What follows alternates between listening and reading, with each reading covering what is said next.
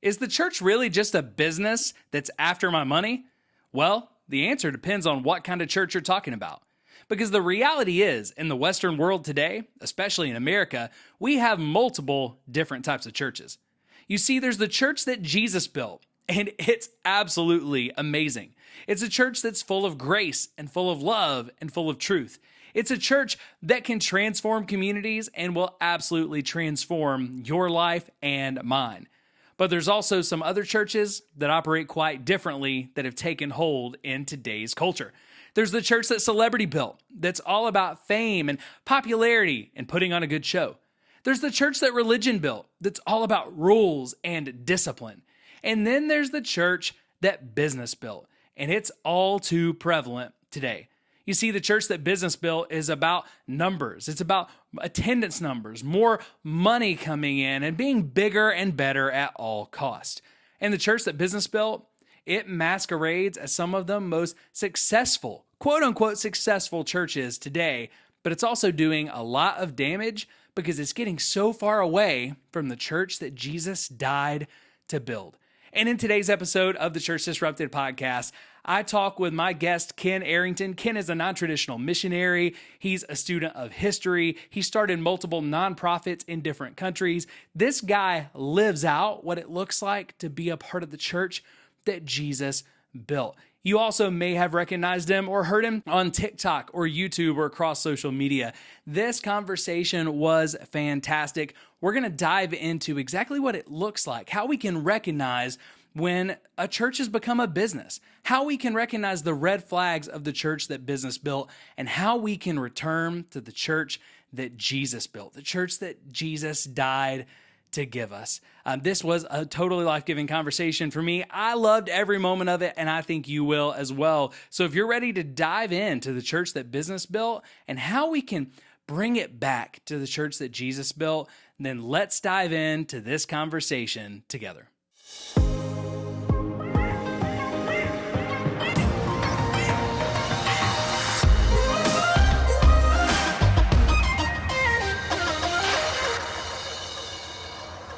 All right, guys, welcome back to Church Disrupted with your host, Jeff Cochran. Today, we got a special treat for you. Instead of having the normal roundtable conversations that you guys are used to, I want to introduce a guest to you. You're going to hear from Ken Arrington. And Ken is a guy who I met on TikTok, and before I met him, I just saw some videos. And the more I heard your videos, Ken, the more I realized this guy has the same heartbeat that we have. He loves Jesus, he loves the church, and he's over these toxic systems, right, that are hurting people. So I listened to a few videos, sent them to other podcast hosts. We were talking about them, in parts of the community, and it wasn't very long before I just said, you know what, I'm just going to reach out. I'm going to shoot a message in the dark and see if he gets it, which the fact that you got it, I know is a miracle because I get tons of TikTok messages and check about, a quarter of them because there's so many that come in. They're hard to see, but you saw it, you reached back out, and in just a couple of weeks, we've been able to make this happen. So you've been doing a series called The Church That Business Built, and that's the main thing that we're going to talk about today because we just started a series doing the same thing. But before we get into any of that, why don't you introduce yourself, tell our listeners a little bit about who you are, kind of how you got to this point, because you've got a really cool story, really cool background. Sure. I'll keep it as brief as possible. My name is Ken Arrington. I am, my wife and I, our family, we are on the field. I call it non-traditional missionaries. And we've been all over the world. We've just been in the UK for 5 years. We've been in Wales, where we planted and directed multiple houses of prayer. Additionally, we planted a charity, a registered charity in the UK called The Gathering Place, which basically is a creative resource for Christians outside of the church. And what I mean by that is it's definitely a resource for the church, but it's basically outside of church governorship. So basically, people are free to pursue the things that the Lord has put on their heart that might not necessarily fit into a normal church dynamic. And there's a lot of that. Also, we have a charity the front of the shop basically provides free clothing, free toiletries, free food to anybody that needs it. In the winter, basically free heating resources, all other types of stuff, all free of charge to people that come in off the street. And the big deal about it is that there's no sermon. Mm. It's You don't have to listen to a sermon to get the free no, like things you need, no, because normally that's a requirement in the States. exactly. You just come in, you receive, you hang out, have some free coffee, do whatever you need to do, and you leave. And what's amazing about the shop front, I mean, we're back in the United States right now, but what was amazing about the shop is, and there are so many stories like this. People would just walk by the shop, and all of a sudden just stop, and you could just see them like, "Er," and like turn around, and they'd come inside, and they'd go, "What is this place? And what is this place?" And Yeah. oh, we do this, that, and the other. Are, are, are you associated with the church? No. Oh, I just feel so much love coming out of this place. True story. I feel so much love coming Hmm. out of this place. What is this? Oh, that's Jesus. So then all of a sudden, like there's a dynamic that is placed in there that, Yeah. wow, there's really no strings attached here. This is, St. Francis of Assisi didn't say this, but it's attributed to him: speak the gospel at all times and when necessary, use words. So that's kind of how that Hmm. works. But now we are in the States for a short sabbatical. We've been abroad for 5 years.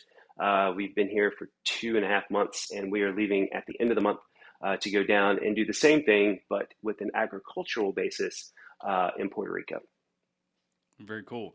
So right now you're in between, mission stops. You're in between what you're doing for the ministry. Yep. But I think this is cool. When you start a nonprofit like what you guys did, so you do this registered charity in the UK, you can't hold on to it. It can't become about you. It can't become about putting money in your pockets Nope. quietly. When you know at any moment your visa could be changed, Yep. it could be terminated, Yep. it could be denied. So you guys had to build this from the beginning in a way that was sustainable for people to run it when you were no longer, One a part of what was going on. 100%, and that's why we're often called non-traditional or the least American missionaries people have met, because I love that. because we don't come in and nothing. Hey, I'm patriotic as the next guy, but we have a reputation, especially in our churches in America, for creating this Yeah. box and then exporting that box and trying to shove it down into a place and say, okay, now you guys adjust to this. Yeah. My wife and I, we completely reject that. Instead, we go to an area, we find what's the pulse of what's the need, what needs to be resourced. We call it the song of the land. What's the song of the land Yeah. I love that. that we're going to speak to through the Lord and bring about with no strings attached. And when we went into the well situation, we knew we'd only be there for 5 years. Or so. We thought originally it would only be for 3. Then COVID had a little bit of something to say about that. So then we were there for 5. But we Yeah. ended up, we created it to give away. So there was never any. It's a charity, so there's no way that we could get paid from it. I'm a trustee, Yeah. I'm a chair, I'm on the board, so I can't get paid. So basically, we created it to give away to the people of Wales That's without awesome. our input. So basically, I still serve on the board even though I'm back here in the States, but I'm just like a deciding vote. Like so if they Yeah. all, it's kind of like, what do you guys want to do? Let's do it. That sort of thing. Yeah. And basically, that's it. Perfect. Perfect. You guys are going to be doing similar stuff when you go to Puerto Rico now with the agricultural focus. But again, this is about giving something to the Yeah, people that can be given away. That absolutely. likely won't be your last stop. God still has more for you. Probably. I love that phrase though, because we're both patriotic. We both love our country, but that we're the least American missionaries Yeah. that you've ever seen. Yeah. I recently had a pastor who told me the same thing. Or it really wasn't a pastor. It was it was a friend who is going to a new church. And I had some concerns. He had invited us to check out the church. I had some concerns because of some model stuff that we're talking about Right. today. And I said, man, I just don't know. And I don't want to tell people to go to this church if it's not a good church. And his answer was, this is the least, we'll say mega church, the least mega church that you've ever You'll seen. ever He see. actually used a network, Right. but I'm not going to call them out today. Right. We'll save that for another day when it's something bigger than just this. But I think that's the thing that people are looking for. They're looking for Jesus without all the strings attached. Mm-hmm. I know for me, I'm in a place in my life where if I see strings, I don't Mm-hmm. trust it because behind strings are puppet masters. Yep. I want Jesus without the strings attached. And Yep. it is hard to unlearn all of the stuff that we've learned because there's so many things I see now, Ken, that I thought were so good. Oh yeah. Um, and I took up for, I fought for them. And now I look at it, and just like many of our listeners and much of our community, now almost feel guilty and Hmm. really do a lot of times feel guilty because I realized I was a part of hurting people for so Hmm. long. It's hard to see from the inside. Once you see the strings, you can't unsee them though. And I think that's what's happened a lot in America is we have people really more than America, it's the West as a whole. Yeah. We have a whole lot of people who just distrust the institution of the church so much that they think they mistrust Jesus Yep. when really they're desperate for Jesus. They just don't know how to separate him from the church. So Correct. um, let's talk about this. How did this idea, this stuff we're talking about, and your experiences lead into that TikTok series of doing, 4 or 5 minute videos about the church that business built? Because, dude, the stuff you talked about was spot on. As someone who's worked in top 100 mega churches, I'm like, oh yeah, that's all spot on. But it's coming from someone who's not really, who's not lived in this movement the same way that I've lived in this movement. So yeah, tell us kind of how you got to that series and how it started. Well, the series started. Well, I've been on TikTok for about a year and some change, a couple of months, and I don't. It's just crazy. Like before TikTok, I never even had an Instagram, and then all of a sudden, like one day, my account just starts mushroom clouding, Yeah, now and you're digital famous. and yeah, it's weird. It's really weird. And so it's very strange. And I've been very comfortable over the last decade operating in the shadows, so to speak, of ministry and stuff Yeah. like that. But so I grew up. My father's a pastor, and my father's father's a pastor, my great grandfather, like on and on and on and on. Mm, So I grew up in the system, and my father is the best man I might know. He's the greatest man. Like honestly, my dad is like I knocked it that's out of the amazing. park with my dad, right? Like he's just amazing, and but he was a pretty high up in the denomination that he was in back in the '80s or late '70s, early '80s, Hmm. and my mom throughout her life suffered from depression, and she just took off when I was like 6, 7 years old. Oh my And gosh. so at that time in 1981, that's right, I'm pushing 50.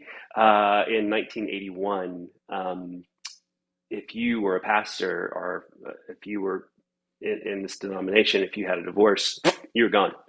Mm. No ifs, ands, or buts. And so it Didn't costs, matter whether it was your fault, didn't matter what yeah, was going yeah, on. didn't Yeah. matter. And so he lost everything. And I saw all of his best friends, the guys that when they had lost their houses, the guys that when they had needed help, they came with us to us. They lived with us. We had families living with us. But Mm. then when the tide turned on my dad, um, like they just rejected like him and me, obviously. And Well, so one that, of the things that I've seen is when the system turns on oh, somebody, it's nasty, um, man. people inside the system are scared to be a part of it because they're afraid they'll get It's going that, to happen for lack to of a better them. term, that stink on them. Yes, exactly right. Yeah, we lost parts of our community I never thought we would lose when we left the system. So, man, I'm so Yeah. sorry to go through that as a Hey, 6-year-old. I couldn't imagine. hey. It's so for a while, my dad was an itinerant pastor, and we'd travel around to all these big. And my dad is like the most charismatic, engaging person I've ever met, and like so, like he was being groomed before all this happened to be like kind of like the next big thing. And Hmm. so when all of that fell apart, he's back into ministry now, but he runs a non-denominational church, old school style. Yeah. Like he gets the phone call at 3 a.m. in the morning. He's there kind of guy, like Mm, knows everybody in the church, like knows their names, like I love he that. doesn't care if they give or if they don't. It doesn't matter. It's like, hey, this is community, this is church. So, but because he learned from that, what had happened in the past. But with me, it shoved me way out of the mainframe. Like I Mm, completely rejected it. Growing up, there was this, the seed of bitterness, that they like to yeah. say, and all that sort of stuff. But so I went to the other side, I used to own a religious bookstore. That was in all different types of religions. I was doing lots of, my degree is in English Lit, but my postgraduate work is in basically ancient civilizations and cultures basically surrounding the Middle East. So you could say, Christianity was a big part of that, the classics, so to speak, Yeah. 4 years of Latin. You're phenomenal. For Thanks. people who don't know, you're phenomenal with history. Like some of the stuff that you've done, you did one recently on Halloween. You've done stuff on women in the early church. You've done stuff on the rapture season, like the historical perspective that you bring into it. If you guys aren't following Ken on TikTok yet, you need to. It's going to bless you. It is really good, and it's always from a very kind of serious academic perspective of history that you can grab a hold of. Yeah. So, man, you're using that, and it's helping people a ton. Hey, Church Disrupted community, if you've experienced religious trauma, church hurt, or spiritual abuse, and you want to heal and let go of your triggers and hurt, then we want to help. The Forgiveness Link and the East Tennessee Mentorship Association are two partners of the podcast that exist to help you leave your trauma behind and start living your best life. Church hurt and spiritual abuse don't have to hold you back anymore. Rob and the Forgiveness Link team will help you leave your trauma behind and experience massive healing in as little as 8 weeks. Their intensive process, it's faith-based, practical, and extremely powerful. I've experienced firsthand the transformative power of the Forgiveness Link process, and I would love to see you experience it as well. Dustin Stitt and the East Tennessee Mentorship team, they'll help you find healing from a different approach. This veteran-owned business is faith-informed and will walk through the healing journey at your own pace with you. From groups to individual sessions, they'll help you continue to take consistent steps forward toward the person that you want to be and the life that you want to live. Both partners can help you transform your life, and we believe in both of them. One is more clinical and delivers fast-paced results, and the other is more relational and works at the pace that you commit to. But please, please, please, please don't stay hurting on your own.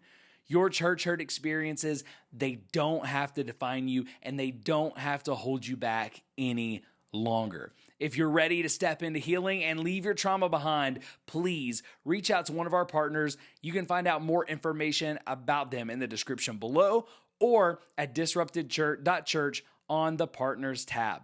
You can meet with either of our partners at no cost just to hear how they'll work with you. And also they'll let you know about special rates they have just for Church Disrupted community members. But regardless of which of these two partners you choose to work with, you'll be in good hands. And I can't wait to hear how your life has changed for the good, for the better, because you work with them. And so what happened, thank you for that.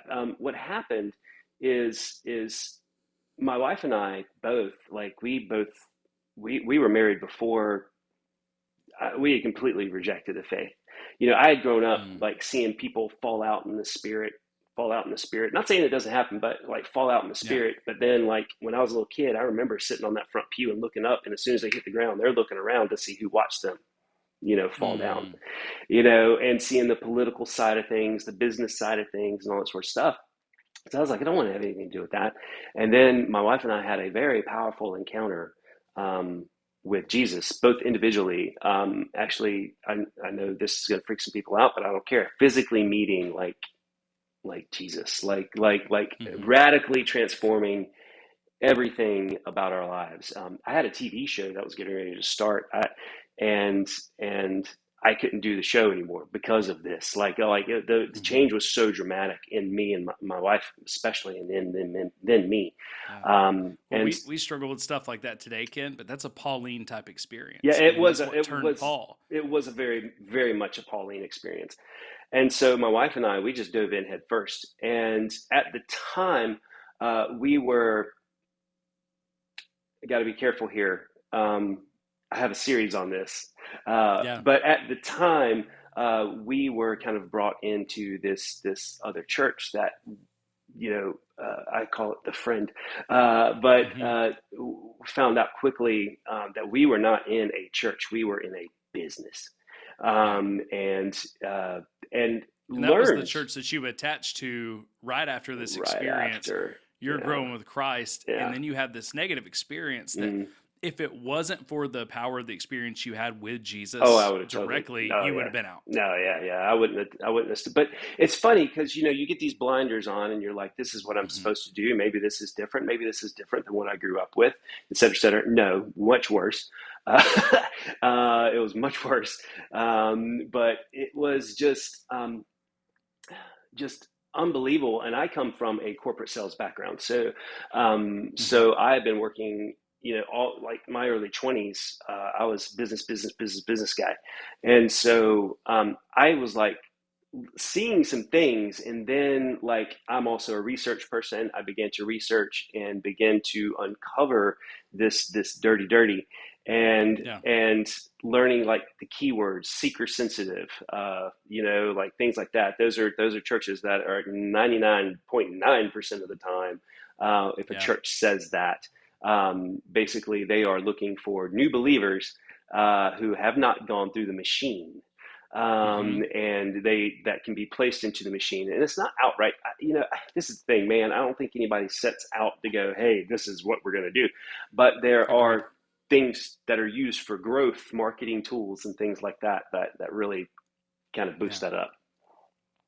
Yeah. One of our hosts on the podcast is a marketing guy and was a church marketing guy for a long time. And we even just had the conversation the other day. Was he said, "I'm not sure which parts I can even do anymore Yeah, because I'm realizing how some of these tools were used in ways that I didn't expect them to be, to be used." But we talk about it on the podcast all the time. I've never met a pastor, even in these large mega churches. And, I do church consulting, I do business consulting. So when I see when the business model creeps in. And for a lot of churches, there's more of the business model and the worst parts of the business model than there are in businesses. yep, I see more churches misusing NDAs than I see businesses yes, using NDAs. But I've never met one of these pastors that started out, because they wanted to build an empire or no, because they wanted to control people. no, They start out because they love Jesus. yeah, And so I want to see what you think about this because I had this conversation with a friend the other day, and then we'll come right back, to your story. I apologize. It's just how our hey man, let's conversations just go. They're go. a little Yeah. everywhere. Um, but I was talking to a friend about this, and he said, these pastors, it's like they think the only thing that's going to make them happy are more people in the seats and more money in the plate. Like the Yep, bigger they get, that's tied to their identity. yep. And I hit him with this, and I just want to see what you thought about it. I said, honestly, I think they get to a point where they're unhappy, they don't know why, and then they get a dopamine hit from the next rush of growth. 100%. So they think that's what I need to be happy. Yes. And they spend the rest of their lives, if nothing wakes them up, chasing that thing that gives them fleeting happiness, only to at the end realize the reason why they weren't happy a lot of times is because they had gotten too big and the systems weren't allowing them to do what they loved in the first place, which was relationships and discipleship with people. Yep. But because they didn't stop long enough to figure that out, they chased fleeting happiness that ran them away from the one thing that would make them happy. 100%. What do you think about that? Am I No, off, or does that feel right from your experience? you're on the money. I don't know a single pastor, um, when they first started, that gets into it for the money. Yeah. Because let's be real, man. I mean, most pastors don't make squat. Oh yeah.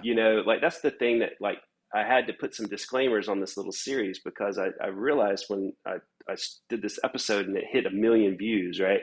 And I'm just like I saw it happen, and there was really, you never know. It's TikTok, man. It's social media. You Yeah. never know what's going to hit, right? And so I put this thing on Mm-hmm. there, and I was like, oh, I've hit him. I've hit a wound, and it's like, Yeah. oh, here we go.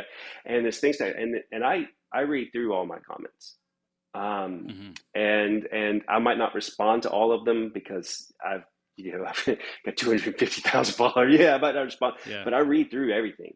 That's wise. I'm still trying to respond to all of them, and sometimes I have to go back and delete my response because it's not where I want it to Yeah, be. and Yeah. and also because people are actually judging you by your response as well, Mm. and so what I was noticing was like all of a sudden all these things about like, oh well, pastors shouldn't be accepting money and pastors shouldn't be doing that and the other and all that, and I get where that mentality comes from, But also growing up in it, like most people see, see, here's the difference. See, I Mm-hmm. know like pastors, like folks that I've grown up with and friends in the family and things like that. And I know a lot of pastors who literally work like 80, 90-hour weeks, man. And they Yeah. are constant, Yeah. they are like killing themselves for the gospel, like For next to no money. for nothing. Yeah, for like Yeah. beans. And And that's then the misnomer. Most even megachurch staffers don't make hardly anything. It's exactly, just the ones at the top of the just system. the C-suite, Yeah. just the So executive suite. Yeah. exactly, the C-suite, they're making CEO and Oh C-suite yeah. money. The most money I ever made, pretty high up, and even in a top 100 church, the most money I ever made was about 55,000. Yeah. So most people they're not getting rich, so I love what you're doing there and how you keep bringing that about, because we don't want people to hate the church or No, distrust all pastors. no. It's the puppet masters behind the systems, the ones Yes. that really do start Oh yeah. benefited from it. They also get that dopamine rush Yeah. constantly, and now protecting the system is like protecting their own identity. Exactly. And that's the thing is they start to that becomes their identity. And if you go back scripturally, man, you go back into ancient church history, I mean, like the way that we currently structure the church has nothing to do with the original church. I mean, not even close. Mm-hmm. I mean, not even in the same stratosphere as far as Yep. how the church is supposed to be constructed. But what we do now have in America is the way that, especially the larger church, the larger your churches get, there is a lot of funneling of money, and there is, when you've got building budgets, when you've got marketing, when you've got all this sorts of stuff that are bigger than your mission and outreach budgets, and when you are diverting Mm. funds that people give faithfully because they we can talk about the tithe thing, but when these Yeah. churches push the tithe, this old Mm-hmm. covenantal understanding of the tithe, and they keep pushing it, and people give it willingly, and then they give on top of it because they've been told, hey, if you do this, you're going to be blessed, because you're part of this church's covering, because of all of this stuff, which none of that is scriptural. When those things happen, that's a lot of money. Mm-hmm. That's a lot of money, and Yeah. man, I'm telling you, you know this as a former, as a person who's been involved in this sort of stuff. You know this for a fact, and the dirty secret is when you're a pastor, you can write off Yep. everything, like your Mm-hmm. cars, transportation, food, entertainment, It's TV. one of the only professions where you can write off your housing. Everything, you can write off Yeah. everything.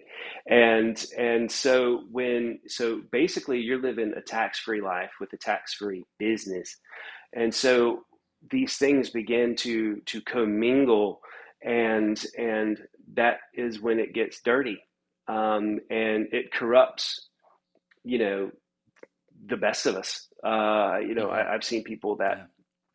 that are good people, man, that Yeah. have the best intentions, and stuff happens. But Jesus, because what happens is the way the church in America is designed is to create consumers, right? Okay, so you go to church because of what you get. You come here, you get blessing, you get covering, you get protection, Yeah. you get blessed with Jesus. Jesus is on this church, so therefore he's on you, and they'll Mm-hmm. do just enough to keep you coming along. But this is exactly what Jesus speaks against in John 6. And Yeah. and I've actually used this before in a church, and I was not allowed to speak anymore in that church after this. But in John Yeah. 6, after everybody remembers John 6, Jesus feeds the 5,000, right? But what people don't realize, and I actually did a Mm. TikTok on this I think a year ago, what people don't realize is that after he feeds the 5,000, and there were actually more there, it's 5,000 men, there were more women and children. So these people track Jesus down later and want more. They want some more of that Wonder Mm-hmm. Bread. Hey, where that Wonder Bread you gave us yesterday? Those loaves and fishes. I want Yeah. some of that Wonder Bread. Yeah. And Jesus intentionally offends them. Says, hey, you want bread? You got to eat me. You got to Mm-hmm. wine. You got to drink my blood, which he knew was going to be highly offensive to a Jewish culture that was obsessed with cleanliness. And And he didn't bother explaining himself, which not is at my favorite part of all. that. And everybody left. Like everyone left except for the disciples, and even they were like, dude, we don't even know what the heck you're talking about. But like right now, like we're not leaving you. When you speak, something comes alive in us that I don't understand. And that is the food that Jesus offers. The food that Jesus offers is the mystery. Is the mystery of knowing him, the mystery of engaging him, the ultimate power in the universe, the word that existed on the Father's lips before creation even began. That is the mystery that we as a church should be pursuing, that intimacy thing that we, but what we've done is created a system that creates consumers, that brings people in to consume. And what happens is one of two things happen. Either when the system can't consume anymore from them, or when they can't consume anymore for the system, they leave. That's why churches that are in the system are always considered seeker sensitive, because they are looking for people who haven't gone through this process yet. And then you have these businesses that they can stay in it the longest. They can stay in it the longest. They have the most to consume. Because I love that viewpoint, because it really is both sides become consumers. Yes, absolutely. And it's really just who gets empty first. Yep. Does the church empty out first, and the person empties out first and leaves? Yep. Or the church empties out first? What it is, but someone walks away hurt every single time. And we just did a series. We kind of started our series on the Church That Business Built. I believe it's going to air right before this, but if it hasn't, you're confused. That's because I didn't get it out. So I always hate having to say stuff like that, because we're trying to time all this stuff up. But we did a series on miracle offerings and the miracle offering season, because you talked about, the tithe, and we're going to be doing an episode in this series on the tithe where we talk about it round table. May actually have a conversation with you, Ken, if you want to join in with us as well. Because so much is misunderstood about the tithe, right? But a lot of modern churches right now, and this is one of the things we hit on, one of the number one things I hear is that the tithe is where you start. Yeah. So, hey, we're just trying to get you worked up to the tithe. Yeah. And then people are talking about bragging about double tithes from stage, these charismatic pastors. They're talking about adding a percentage to giving every year. So you got people who have tithed all year, and then they're asked to give sacrificial gifts that sometimes go over $100,000 in these miracle offerings, because, if you sow in that seed and you sacrifice and you have enough faith, look what God is going to do for you. And the issue there is that I've been in those churches and I know how that money is used and how much money is wasted on a regular basis.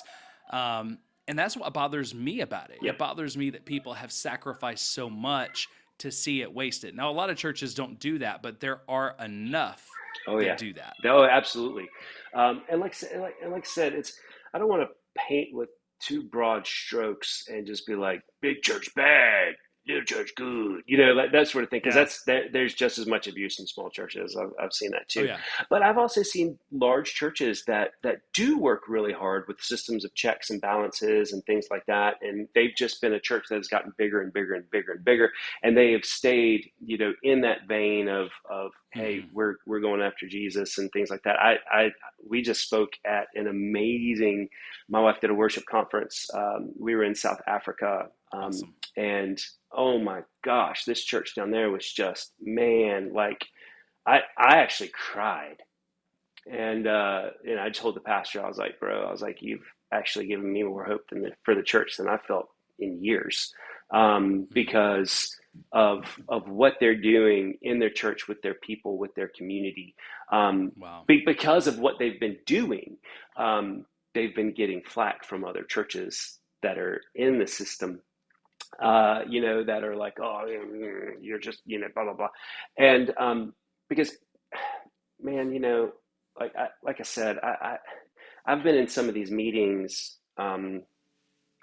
where these big church meetings, before I wisened up, and like had my breakthrough, where I'm sitting in these meetings and nobody talks about Jesus.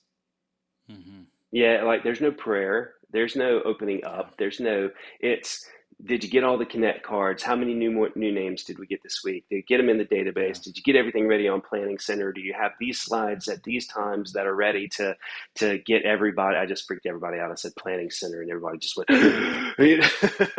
If you've ever had to decline on Planning Center, that triggers you a little bit. Hey, man, I love this. I've just recently started volunteering at my church and getting back into worship. And the first thing the worship pastor said was, when I send you anything on Planning Center, never feel bad for declining, because it's my job to fill this spot. So decline, take care of your family.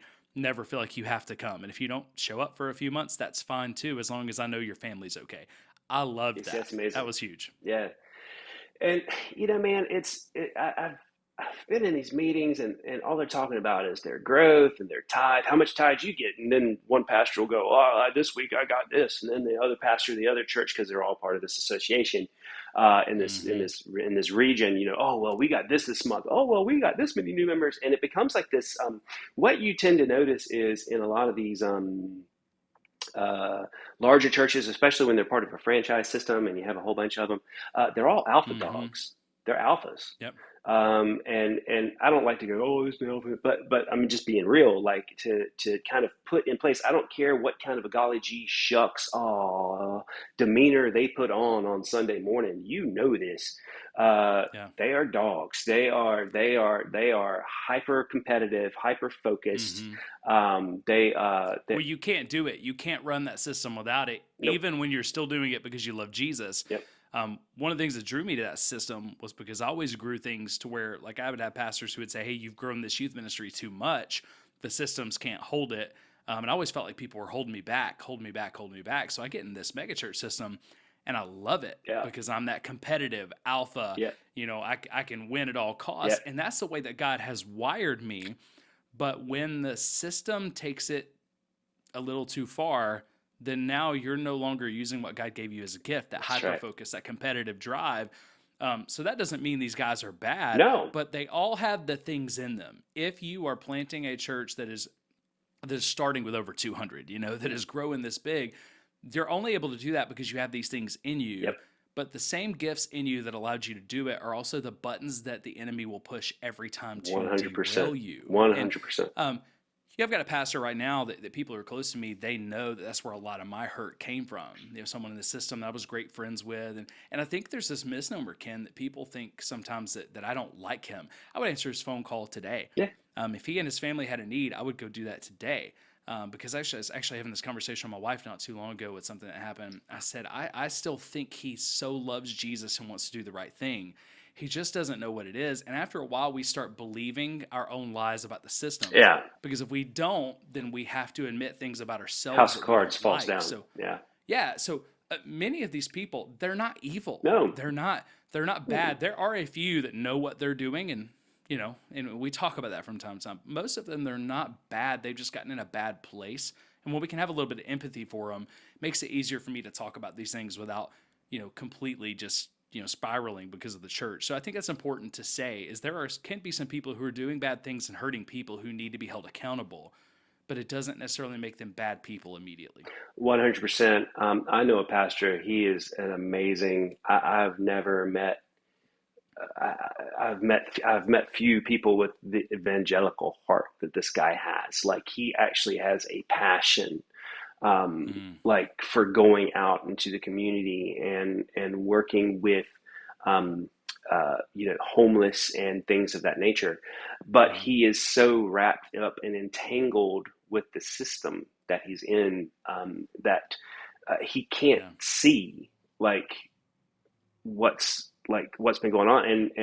And I love the guy to death. I think the world of him. I really don't have a negative thing to say about him. I think, but Mm-hmm. like, yeah, people are like, oh well, I know you and this person don't get along. I'm like, I don't know what you're talking about. I love this person, and I will never say a bad word about them, and I will never recommend anybody not hang around them. It's just that the system they're involved with, um, seeing it from the inside out, it's not good. Yeah. And so that's hard when you when you're like, hey, who's a person I can talk to? Oh, go talk to this person. But then they're a pastor of a church, of Yeah. this church, that the system behind this church is complete Mm-hmm. franchise model. It is complete, and you've sat in the Yeah. meetings and like, and you're just like, oh, Yeah. so in his case, it's kind of like he's doing so much good in spite of, like, Yeah. this is, and there are those folks that are doing that there. And I get emails, from this series, I Hmm. get a lot of emails from pastors who are like, hey, I'm in this system, and everything you're saying is 100% on the mark. And I just don't know, like, any other way to do it Yeah. effectively. And I think that's one area that we're a place that we're kind of entering into. I think with social media and streaming and Hmm.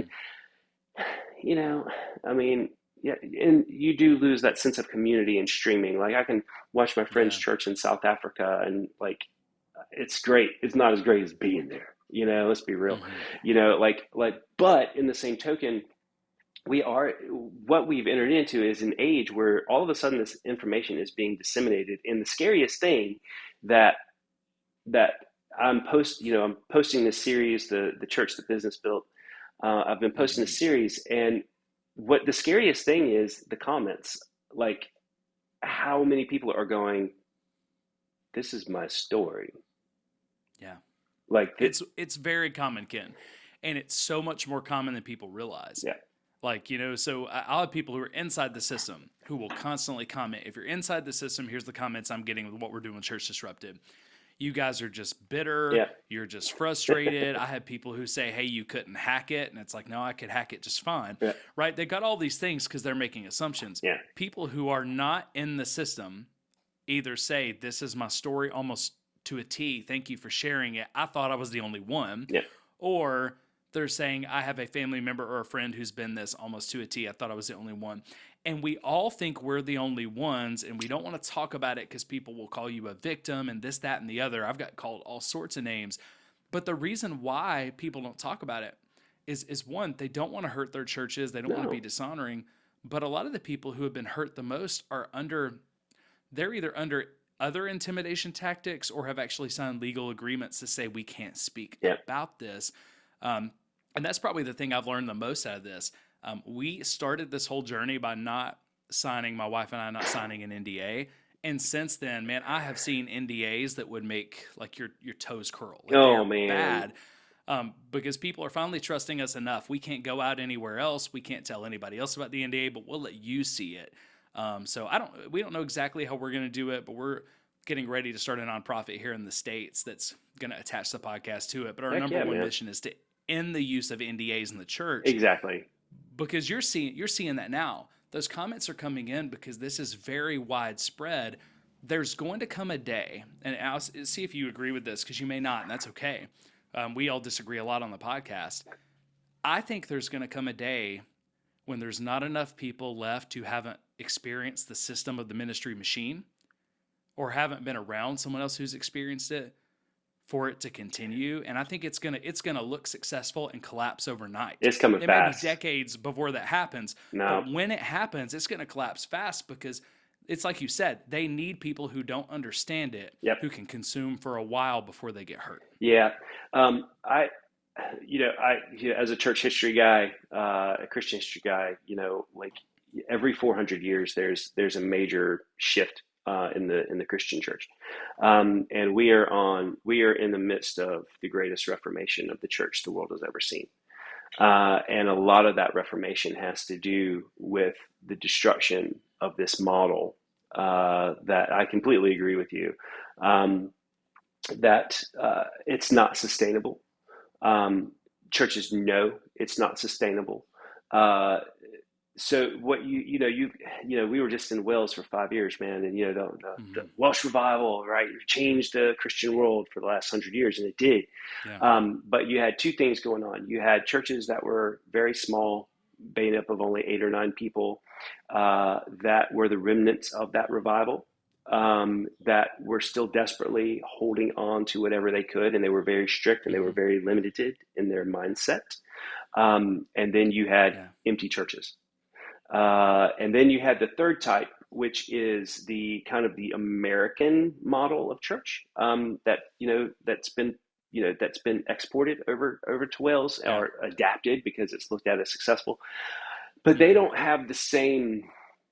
There's a much deeper distrust of religion that they have, that America is slowly, quickly waking up to. Mm-hmm. America, the CEO model of church, if you go back and look at its roots, started in the late 70s, really hit in the 80s, and then, has exploded. But people are starting to realize there's more to it. There's got to Mm-hmm. be more to it than just what is Christianity, right? Like, what is it? Is it Mm-hmm. going to church on Sunday and a small group on Wednesday and having the church control every little thing you do, and who you can be friends with and Mm-hmm. what other churches you can visit. Lord forbid if you ever get caught visiting another church if you're in some of these churches. Mm-hmm. Any of this stuff. None of that stuff is from the Lord. Yeah. Not a one of it, not a bit. And that is Yeah.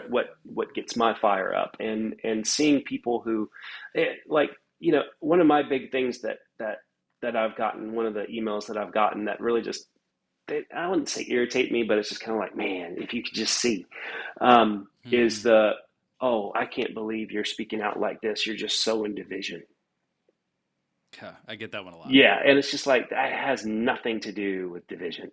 This is basically, like, I love the church. I do. I grew up in it. I'm in a mission home right now that's provided by a church. Like, Yeah. I adore the bride of Christ. That my life is committed to everything that I own, everything that I am, everything that my family Mm-hmm. is committed to people stepping into the revelation of their true identity as a son or daughter of God. And that is my boom, my base. That is Yeah. where I start. That is where everything that I do is rooted from. That's where all my social media comes from. That's Yeah. all of that. But there has been the brainwashing has been so Mm-hmm. intense, um, that people, like, it's the same thing that, oh, you're just sowing division. Okay, well, I'm just speaking up about abuse, right? Yeah. That's not sowing division. That is basically giving an example of something that's happened to me, something that's happened to people I know. That is not uh, Mm-hmm. there is no there is no division there. There is an absolute love of Jesus, an absolute adoration of God and the Holy Spirit, and Mm-hmm. and wanting to see the church become what Jesus intends and what the Father intends it to be. Um, Yeah. and Because if hiding abuse is what it takes to protect the unity of the church, then it's not it's worth protecting garbage. No, because people always come first. Jesus would completely reject that, just as he did it in his day. That's what most people don't Mm-hmm. understand. Like when you really study Jesus and you like take the blinders off and you look at what he's saying, you're just like, wow, wait a second, what are we doing? Like, right? Mm-hmm. The way that churches have taken the widow's mite story and turned it around. Oh, the widow was blessed because Yeah. she gave everything that she had. She was the most blessed one there. It's like Oh my gosh. All right. that's not what that story's about. Y'all, this is so good. This is so good. My wife and I were on the way home Monday because she went to a speaking engagement with me over the weekend, and we're in the car and we were talking about something with a project I was working on, and I said, "You've got to hear this," and I just fired up that video. She has no idea who you are, and I'm like, "You got to listen to like all 5-6 minutes of this," because even as a pastor, theologically trained, I had missed so much of that about the widow's mite story.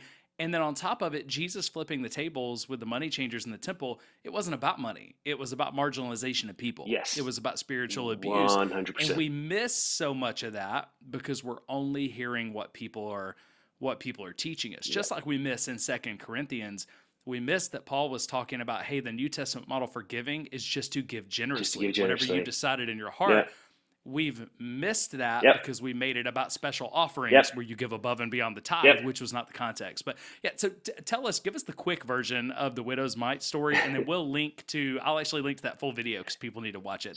That was incredible. So the widow's mite story is used by churches to encourage sacrificial giving, and they use this model of Jesus is in the temple. There's the people that are like loud prayers, yada yada. The Pharisees giving all this money, directing attention. Here comes this little widow, and she gives the last 2 coins that she has, and it's like Jesus goes, there she is. That's all she had to live on. Da da da da. But churches teach that as, oh well, she's going to be blessed. Jesus never said that. Jesus never said that. Like, we've put those words in his mouth. And those chapters and verses. Okay, so chapters and verses were not added to the Bible until the 15th, 16th century. Yeah. And they were strategically placed in certain ways, because you've got to realize that the guys that were producing these Bibles, just as the guys that produce Bibles today, are producing for target audiences.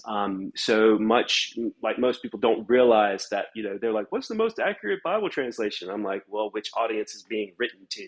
And that's going to be the most accurate translation for that particular audience. And so, but with the widow's mite story, basically the way that the chapters and verses are rearranged is you don't actually see the outflow of that story, because what happens is right before Jesus said, like the widow's mite situation, Jesus is talking about how the religious, the Pharisees, all these people, they devour widows' houses. They're big ropes, and then literally next thing that happens is there was no pause in the story when Jesus was telling it. No pause in the story. This is still fun, and as Jesus is saying this, here comes the exact thing, and it plays out literally right in front of the disciples, like, because Jesus is like God, right? He knows what's coming, so he's using this, and here comes the thing, and basically he goes, there she goes, she's everything. And so in the church we're like, oh well, she's blessed, da da da da da. Next thing that happens is they walk outside, and the disciples are talking about this beautiful temple that's built off the backs of the people. Okay, so this building was subsidized by the temple tax. So everybody was responsible for paying the temple tax. So they're outside talking about the wonder, how beautiful it is, the artwork, the frescoes, and all this sort of stuff. And Jesus is like, this whole thing's coming down. Like, this whole system is coming down, and it's going to come down within 3 days. And so basically what Jesus is saying, when you connect the dots and you take out the chapters and the verses and you read this, what Jesus is saying is this woman is basically giving, or being encouraged to give, to a system that is falling apart and is going to fall apart. And it's basically they're robbing her house. They're taking everything that she had to live off. The Pharisees, the rich, they give out of their abundance. But the poor woman gave everything that she had to live on. And Jesus doesn't say anything about her being blessed. And I got so many negative emails from that video, man. I mean, the video is much more descriptive. We don't have the time for it. But I'll link to it so people can see it, because it's phenomenal. I got so much negativity from that, because people are like, oh no, she's blessed. She's blessed. She's blessed. I'm like, show me specifically a verse in this segment right here that says that. And that's because in American Christianity, we're more biblically illiterate than we've ever been. Oh man! And so for a lot of Christians, you kind of got two camps. For a lot of Christians, you've got the ones that the only thing I know about the Bible is what I've heard in sermons. Right. And then you got the other camp that I've read the Bible for myself. I've even been educated, and I still fall into that camp a lot. But I can't unsee through the lens that my spiritual leaders gave me. That's it. Right? Yeah.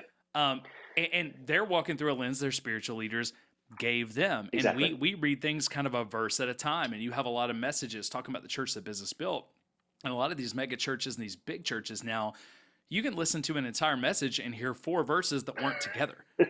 Because they're building hey, what do I want to talk about? Let me build verses around it so people know this is biblical. Yeah. We're never breaking down Bible stories. No. And I still, everywhere I go, because I come out of this mega church model, and even when I was in it, people would say, Jeff, you're such a good speaker. Like, I got so much out of this today. Like, I speak at youth camps, and pastors will say, man, our kids love you. Like, you're the superhero. But then they ask, how do you do it? Because I speak for 45 minutes if they'll let me, and I use tons of scripture. Yeah. Right? And I actually tell them that's the secret. I just walk through the scripture and break it down, and people are hungry for just seeing the scripture play out. Yet that's the antithesis of the modern megachurch model, so it's stuck out. Yep. There are a lot of most messages, if I go back and look at them that I've watched recently, you got 5 or less verses, Yep. and they were read out of at least 2 translations Yep. because it's all a proof text for Yep. what I want my congregation Yep. to do, the call Yep. to action. That's it. And most people don't understand, and I just let that cat out of the bag, that most pastors don't preach their own sermons. They are so. Oh, we got so much flack for that, man. Like, we talked about that. We talked about the biggest churches having script writers, others buying their sermons, Yep. and started sharing that a lot of these pastors are reading off a teleprompter above every camera, something that was written for them word for word. Yep. It was one of the most hated pieces of content. Oh yeah. And every piece of content that came from it that we've gotten. And I've even had some pastors subtweet us about it. You know, like, their answer is they've got people standing up for them saying, no, they manuscript their sermon because they care so much about every word. And people don't want to believe it. People don't want, and Ken, there are people, I know, I've got man. pastor friends who really do care about every word in the manuscript their sermons. But people at these big churches don't want to believe this. So they look back, they see the teleprompter, they ask some questions, they get these easy answers, and now it's like, no, my pastor really does love Jesus. And then here's Jeff and this crew at Church Disrupted being divisive, when it's like, no, guys, I wouldn't have said that if I didn't know some of the script writers doing these. But I've had more comments. They don't come on publicly because people don't want the shrapnel. Oh no. But I've had more like messages from people saying, hey, my pastor got caught reading other people's sermons. We found the sermons he was preaching, this, that, and the other. So this is wide scale. Oh, it's huge. It's massive. It's a massive business. We don't want to believe it because it makes us feel bad about our whole faith story when we do. So that's why we've got people fighting against the truth and fighting against reforming these things, because it all comes back to our faith identity. Yes. So I'll give you this one, and I want to hear kind of some of your thoughts because you've got tons in the videos. But I've got a friend who sat on some of the big boards and leadership teams of one of these large churches. And the reason why they did that is because they were one of the biggest givers. Right. In this very large congregation. So they work in they work in a heavy science field where there's just a lot of money. Right. But they said, I had to leave a church because I realized how much of it was just about money. They said the moment that I realized there's only 3 things they care about more than anything, that's butts, bucks, and baptisms. Yep. And if the 3 B's are good, then you're good. They don't care about anything Yeah. else. Yeah. So when I think about the church that business built, I think about butts, attendance. I think about baptisms, so how you're measuring new conversions, right? Which is normally where it stops. And then I'm thinking about financial issues. Yeah. But for you, when you think about the church that business built, there's a lot of things you've talked about, but what are the biggest red flags that stick out for you of if you see these things, it may be time to ask questions. This may be a franchise model or business model church that you didn't know about. We don't want people just to leave their churches, but asking good questions I think is helpful. So what are some of the biggest red flags you see about churches that are really just businesses? Lack of real outreach, lack of real mission. And I don't just say that as a missionary. Most of our support I'd say 95% of our support comes from individuals, not churches. And we don't have a lot, like my wife and I are both digital tent makers, so we don't really depend on church funding. But the biggest thing is lack of transparency as far as where the funds are, where the funds go, how much is actually coming in. Yeah. That's the biggest one. I remember back in the day, like when I was a little kid walking into the churches and they'd have the tithes from the last week, the attendance from the last week, and all that stuff. They'd have it up on a board. And that fell out of favor, obviously, over the years, but because people were like, "Oh, that's all you care about." Well, no, it wasn't. But that was their way of being transparent. And so lack of transparency. If it was all they cared about, those smaller churches I went to with the boards would have inflated those numbers. Yeah. They weren't always great. Yeah, no, they were terrible. Sometimes it'd be like 80, $80, or whatever, so lack of transparency, lack of real mission. And what I mean by that, is an outreach. So like there's this new church that's launching, and that is from the town, and I started up their webpage because I had a friend that's there, and there was like our mission, basically, and everything was, I could tell immediately that it was a franchise church because everything was designed to funnel people into the church. There was no real outreach. There was no real mission. And what I mean by that is, I mean, like a lot of churches will do like 1 week and 2 week mission trips. That's not what I'm talking about. I'm talking about like actually funding missionaries that are abroad, that are not indigenous, or that are indigenous to that region. So, for instance, the church that my wife and I are actually a part of, that we helped plant years ago, and we've been abroad for 5 years, but that we're still intimately attached to, and we're still close with, and like this church funds indigenous missionaries, not white people like me, but indigenous missionaries all over the world, because they are working within their communities. So that's a big one. So when I don't see that, it's kind of like, ooh, when there's, and when you pair those two together, those first two that you talked about, transparency around like finances and the missionaries, because there are some big churches that have kind of figured it out. So they are sending missionaries. Some of them are even sending indigenous missionaries. But when you look at the percentage, it looks like they're spending a lot of money on missions till you look at their total revenue. Because their balance sheets say revenue. So, but like the EFCA, and this is something we talked about in kind of our documentary podcast episode, where we talked about miracle offerings. But the EFCA is all about, like, that's the organization that people join to show we're transparent and we handle our finances well.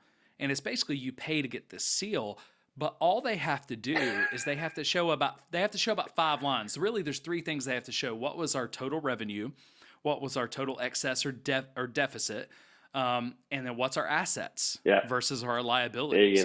That's all they have to show. You have no idea how they're spending it. And like, just because it's one of the biggest, I will use them. I don't think everything they do is bad. I'm grateful for much of what they've done, especially like the YouVersion Bible app. But Life Church, as the largest church right now in America, they've got assets of almost $500 million with a B dollars. Tax free.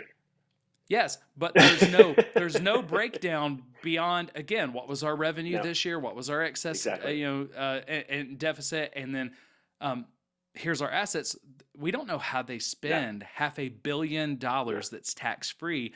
So even the organizations they're joining and paying for that say, look, they've got our seal, they're above reproach with finances, literally says nothing. So we don't know if they're above reproach with finances. It's kind of like when you buy a bottle of wine at the store and it says it's won all these awards, and you find out that those awards were actually created by the wine manufacturer that actually is the conglomerate over that particular wine. It's the same thing. So I checked into the EFCA, and the only things you have to do to join it, you have to fill out a form, you have to pay a fee, and you have to get an audit, a certified audit that says we're not doing illegal things, and then give that tiny budget, right? So it's that's all you got to do, and then you have this seal that says, oh, you can trust this church financially. Is part of the reason why they're able to keep doing that. And then you pair that with, hey, we're giving to missions, but we may be giving 0.5% to missions and spending 3% of our total budget on Hays for praise and worship. That's a big discrepancy. Yeah, and also it depends on so a church, and I've discussed this in one of the videos, like they can, with that mission budget, there's so much gray area there where they can take out of where people believe that they are giving to missions, where people believe that they are giving X, Y, Z to missions, but what they're actually doing is they're reallocating that mission budget for the mission of the church, which can be whatever they want it to be. And I talk about this in basically there was a church that they had just got a new sound system. They wanted a newer sound system because they wanted to appeal to more people. I still haven't really figured that out, but because they were doing just fine. And what's in the next video is they actually come out with another bigger light system later. But that's a whole different, and basically I'm like hanging on edge waiting for these to come out until the series is done. You've done such a great job with it. They justify so this is the biggest thing, I think, is that people don't get this, is that these sermon series that come out, they are designed for certain times of year, and they all have a call to action. They all have there is a reason that they're using the sermon series at a certain time. The easiest one to go with is obviously the Easter sermon. Everybody knows that's going to be that's game day, as the big churches call it, all hands on Yeah. deck. Everybody, they're going all out. They're doing all the stuff. They're going to get people in. Jesus died for you. Da, da, da. You need to Mm-hmm. live for him. The same stuff. And then, that gets Yeah. those people in there and they're hooked. That's when the best worship is. They'll have the most attractive worship leaders on stage. They'll have the most talented folks on stage. This is the big show, the biggest light, all that sort of stuff. Christmas Mm-hmm. is similar, but it doesn't have the weight of Easter. Um, Christmas might mean more monetarily in the punch. Easter means more people in the flow. So people come to Yeah. Christmas services because they're doing the family thing. Easter is that's the one that emotionally you're deeply moved with what Jesus has done for you. Mm-hmm. Then you come back the next week. The next week they're not going to give the tithing sermon. They're going to wait about 6 weeks Mm-hmm. for the tithing sermon. So the next week you come in, you're there for about 2 to 3 weeks. They see who's still there, and then comes the leadership sermon, which is basically Yeah. the leadership sermon is hey, we need more leaders, we need your Mm-hmm. voice, da da da da da. And there's this new influx of volunteers. They get put into a discipleship program, which is not really a discipleship program. It's a volunteer Mm-hmm. building program. It's a system funnel Yeah, too, because it says, it is a funnel. yeah, your next steps program, your growth track, all those things, they're designed to do a few things. It's get you to start tithing, make sure that you're baptized or you 100%. get rebaptized, Yep. because that number matters. And it's to get you involved in volunteering, and we call that discovering your purpose, but it's Yep. really our purpose for you. Exactly. Then there's that next step when you volunteer and you do well, where you can get into the leadership college, or you can get into the discipleship pathway, or whatever Right. it is. And before you know it, you're working 40 hours volunteer on top of your 40-hour job a week that you're not getting paid for, and you're burnt out because it's all a system funnel. True story, and it happened to me. And I look at myself as a very smart guy. But basically what they do is they take advantage of your passion. They take advantage of your faith. They take advantage of how much you love Jesus and how because like I said, I personally had, and my wife had, radical encounters, and we were told that this is what you are supposed to do. But what happened when I got involved in that system, when I felt farther away from Jesus than I ever felt, because I was Mm-hmm. dog tired all the time. And I realized all of the friends that we made in this community, I began to realize that the manipulation and the brainwashing was so great that the minute we walked away from that system, um, that was it. And it happened. And it's a story that I hear over and over and over Yeah. and over and over and over and over again. And that is not God's intent. That is not Jesus's intent. That is not the Holy Spirit's intent. And I Yeah. feel a great sorrow. In it, like, I feel compassion. Like when people write me and like they're nasty and they're negative, and I get more hate mail from, it's hilarious. Like I get the nastiest people that love Jesus say the nastiest things, and I get the Oh yeah. nastiest things said about me and said about my family and all sorts of stuff. But when I see that stuff, there's a part of me that, like, obviously it's like, ugh, like, man, gosh, but the biggest thing is I Yeah. feel compassion because they don't understand what the system is doing. Um, I believe that there are pastors that are in the system that want to see a change, that they know. I mean, you have to be ignorant to not know. There's so much Yeah. out there. But a lot of that's painful too. Like, I feel so much compassion for these folks because, like, they want to make a change. Like, there's such a huge deconstruction movement, right? So you've got this deconstruction movement, and people in the church are, honestly, they're afraid of it. They're terrified for it. They're like, oh yeah, deconstruction, blah blah blah. But they don't realize that a lot of these people that are in this deconstruction movement, they're not.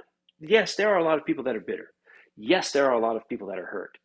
But a lot of these folks have actually read the words of Jesus, and they've read the word, and they've read Acts, and they've read the epistles and the and all this sorts of stuff, and they're saying that this is what we're doing is not what we should be doing. You know what I mean? Like this model isn't what I'm seeing in the church.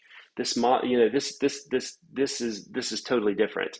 And I think that's why a lot of people are deconstructing, just because they're finding that that while their churches may pay lip service to Jesus, in their heart, they're actually being motivated more for money, power, political gain. Let's not even go down that road. Like all different types of stuff instead of motivated from 100% the love of Jesus. And I think that's why a lot of people are deconstructing. But some people's relationship Yeah. with they cannot separate the relationship of Jesus with the church because they've been told that there's no other way to uh, understand Jesus. But Jesus is the greatest reformer that ever walked the face of the planet. Yeah. So anytime you integrate him into your life, it's going to literally blow up every system.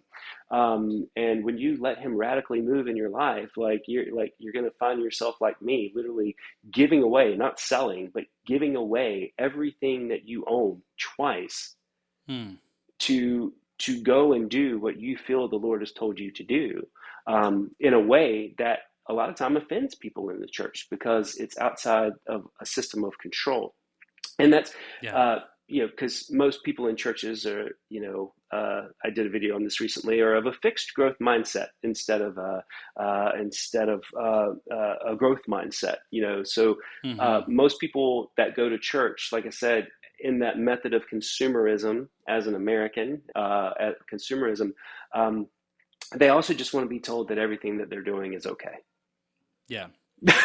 Most people Well, don't want to be because challenged. if you're not, and when you do get challenged again, people don't feel like you're just challenging the system of church they go to. Challenging It them. feels like you're Yeah. challenging my entire faith journey and belief Yes. system. Absolutely. Um, and honestly, I mean, going back just a little bit, but you were talking about the communities that you lose Mhm. when you leave these churches because the brainwashing goes so deep. I think some of them, I think there are people who stay in churches once they've seen the truth. They know it's toxic, they know it's dangerous. They stay there and try to thread the needle because even though they know it's dangerous, they don't want to lose their entire community. So 100%. they stay to not lose that and they stay in the middle of it. And we've had quite a few people who've talked to us about, they see things that are going on, but they've also seen what we've lost. Mhm. They've seen what you've lost, what others have lost, and they're scared to lose that. But I think that's the biggest thing is people losing their community, pastors losing their livelihood, Mhm. right? Their way of life, and people feeling like when they see it for the first time that they're almost losing their faith. Yep. Those are big Yep. things, and it's why we're fighting to protect the system so hard. That I would agree with you. I think even a lot of pastors who are in it and benefiting from it would say it has to change, but they're scared of what that would look like for them. So um, Absolutely. it's become such an identity issue that that's why people react the way they do when we talk about it. It's not just because they're hateful. It's not because they don't like No. you or because they don't like me. It's because they're scared when people like us talk about these things. Yeah, I mean, there's this great meme out there who's there's this guy up on a lectern that says, "Who wants change?" And everybody raises their hand. And then the next picture is, "Who wants to change?" And nobody's like, mm-mm, "Nah, not me." Yep. Let somebody else start the change, and then I'll join in later. Yep. And you guys, I mean, like right now, you guys are kind of forerunning this thing, like because this is the thing that people don't understand.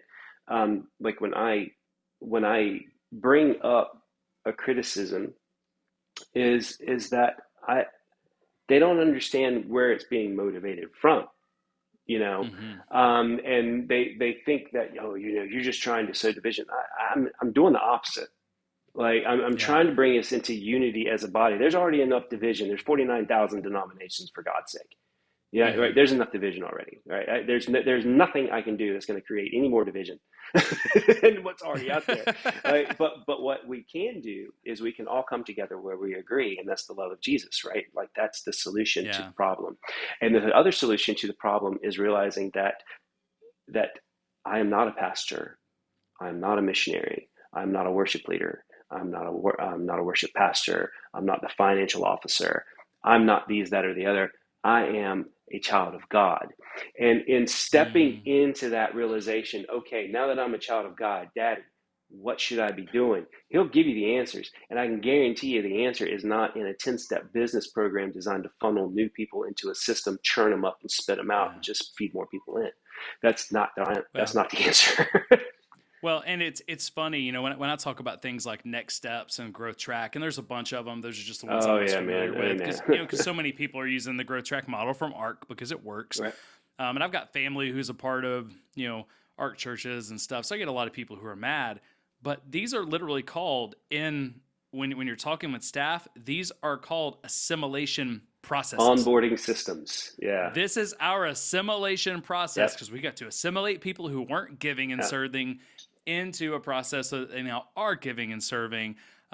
And then we can use them because, and nobody wants to say use them, No, but that's what it is. They want to use you. if we're not Yeah. leveraging your gifts, then we're not gonna have a $35 million excess Yeah. this year, Yeah. The right? code And words, man. The yeah, is and we got to protect this $500 million business or this, $100 million business or whatever it is. So, um, because we're bringing in people for Jesus. We're bringing in people for Jesus. We're introducing them to the Son of God. Look, man, yeah, people have already heard about Jesus. There's not a yeah, single person that lives in America that has not heard about Jesus. What people are missing is people being like Jesus. that's right. And that's it. And so that's when you ask the question, like, what are some Yeah, things to look out for when a person goes in, is just like, do you see this church actually active in their community? Do you see people so in good. this church sacrificing hours, time, but not just sacrificing it for the church, sacrificing it for the Hmm. community, sans cameras, like Yeah, no photo like ops. daily and weekly, not just on the serve day where Yeah. everybody's taking video, or not Uh, just when the news is going to be there or a disaster happens. Exactly. Like, and so if and that's the biggest thing is, what is your worship, like what is like I've been on the end of those emails that, oh, we need these people to stand here, here, and here to motivate the congregation. Now, you're not trying to motivate the congregation. You know that an active congregation is a giving congregation. Yeah, There's people don't, but see, people don't want to see that. They don't want yeah, to feel. No one likes to feel manipulated. Nobody. yeah. Right? Nobody likes to that. Wait, they pulled one over on me. but Hmm. but like that's what's happening, and it's been happening Yeah, since the fourth century. Like how things have been kind of mm, changed around, and we've just really perfected it. But the thing is that there is a generation, and I believe that generation is now, they're starting to ask questions. They're starting to go, wait, this yeah, isn't right. Like this is not Jesus. I don't see Jesus in this. I don't feel like the no strings attached, like full on love of the Holy Spirit that is just smashing into me, going, what is this mm, place? What makes this place this place? Why does this place, why do you feel this way? What's different about you? mm, Um, that makes you live your life the way that you do. And that's real discipleship. That's when that comes in, and you bring that close person in and they do life with you. And like yeah, most churches will talk about doing life with you, but the second you step out of that church door, they're done doing life with you. hmm, That yeah. you leave that church, you go somewhere else, they're done with life for you. They're done. And It's like you don't exist, 100%. honestly. 100%. And it's just, that's not Jesus, man. Like that's the thing I look at. That's not Jesus. And I've done that. I've done that to people. I didn't even know I was doing it. Like, I was Mm, I was part of this church system. I'm, volunteering all this time. yeah, People leave the church. I never even thought to reach out to those people. Oh, they're not here yeah, anymore. I'm busy doing my church stuff. And then you're like, wait a minute, hmm, but what is the church stuff supposed to be? The yeah, church, the people that are in the church. That's the church. yeah, Like everything else is just a building. It's just lights. It's just smoke and mirrors. It's the church are the people in the building, and that is what I think there is a great reformation going on right now. I truly believe it. yeah. I think my TikTok account proves it out. There are other people that their TikTok accounts prove it out, especially people who, like me, who can be very uh, uh, let's just say, not easy. Like that. Hmm. Like I intentionally make my videos to make people question things. Like, wait, why was I taught this? How Absolutely. was I taught this?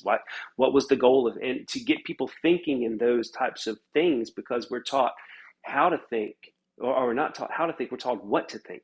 instead of Mm-hmm. being taught how to think. A lot of churches teach people what to think. I don't want to be taught what to think. I want to learn how to think. How do I Yeah. engage Jesus? How do I, like, if he's real and he's not just a motto on a bulletin board or somebody like, hey, you're good to go. Like, Yep. if he's real, how do I engage that? Mm. How do I feel his presence? How do I know that his beautiful hand is on my life? And the only way of Yeah. doing that is by engaging in an intimate relationship with him. And that relationship is Yeah. not dictated by a church. That relationship is not dictated by anyone else. That relationship is dictated by you and Jesus. And a Mm-hmm. church's job as a community is a place where we're supposed to come together on Sundays and actually share in our victories of what Jesus has Yeah. done during the week, or what he has Mm. done in our lives, how he has moved, and how we are supposed to relate to That's one right. another, and how we're supposed to worship God. Like, for us to love God, not because he demands worship, but because he's worthy. He's worthy to be worshiped. Mm. That's the whole reason that we're supposed to be going to church, like coming Yep. together as a community. But we've bastardized it and we've turned it into a business that consumes. It strips and consumes and Yeah. takes everything. And that's not what he wants. That's not what he Yeah. wants. Well, and man, there are a lot of businesses that run better than the church when it's trying to be a business. And the reason why is we were never called to be a business, so we're going to do it poorly, right? Come on, man. But I mean, my main job is as a business consultant. So I'm working with larger businesses, and they can't believe some of the stuff that churches are doing. And it's not because churches are more evil than businesses. It's simply that churches will always be bad at being a business. It wasn't supposed to Okay. be. Even when the money's good, they will crash eventually. We'll be bad at being a business. So we were never made to be Correct. a business. That's not what it's about. And the church and the community is vital. It's important. But what you were talking about a moment ago, if our relationship with Jesus isn't healthy first, then our relationship with the church can never be healthy. Correct. But the church doesn't teach that. They want to be almost the holders of the relationship. Gatekeepers. Um, Yeah. yeah. And I think one of the other things that keeps people stuck and keeps people struggling. So you got two camps again. You got the camp that's, I'm just going to deconstruct everything and tear it all down and ask all the questions. Which deconstruction I'm totally fine with as long as you reconstruct something thoughtfully. Deconstruction Right? without reconstruction is destruction. I completely agree with that. Exactly. Yes. Exactly. You're literally quoting me back to me right now, which is what I love. But at the same time, you got people who are scared to death to ask questions. Yep. Ones who want to ask all the questions, ones that are scared to ask questions like their faith can't handle it. Your church may not be able to handle your questions, depending on your church. A lot of them can. Your church may not be able to handle your questions, but your God can always handle your questions. Mm-hmm. Jesus is always okay with those questions. Mm-hmm. So I tell people that a lot too, because people jump on my social media, Ken, and they're doing the same things, and they're tearing me a new one. And I remind them, the point of the shorts, the YouTube shorts, the TikToks, the Instagram reels that I post, they're never fully in context because these are 2-hour conversations on average. Absolutely. So I'm not posting them trying to give you all the context because I'll get that a lot. I'll explain myself to someone after a while and they'll say, oh, I get that. You should have given more context. No, the point was everything I post is to make you curious and make you ask questions and make you think. 100%. And for some people, it's like you failed the test because it immediately was an affront to what you already believed. So you fought over it. But well, man, I want to honor your time, and we both got appointments and stuff coming up today. But I mean, I would love it if you're comfortable. I'd love to do this again. Yeah, man. Have some more of these conversations. Anytime. This has been fantastic.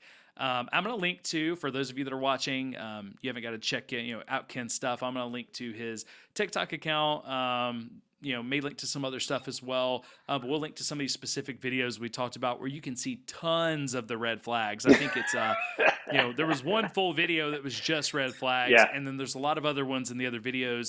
You're going to notice a lot of the stuff that we talked about on the Church Disrupted podcast, some things that we haven't. But I can tell you as someone who's been in the system, there's not a thing he said that is not true, that isn't happening at a lot of churches. These are not isolated incidences. So you can look at those for yourself. And when you see those red flags in your church, don't get mad. Don't leave. Don't call them heretics. No. All we would encourage you to do is ask some questions. And the number one way you can tell if you're in a toxic environment or not, because toxic usually means it can't change. In a toxic environment, the church leaders and pastors can't be questioned. Boom. They will always redirect you. Yep.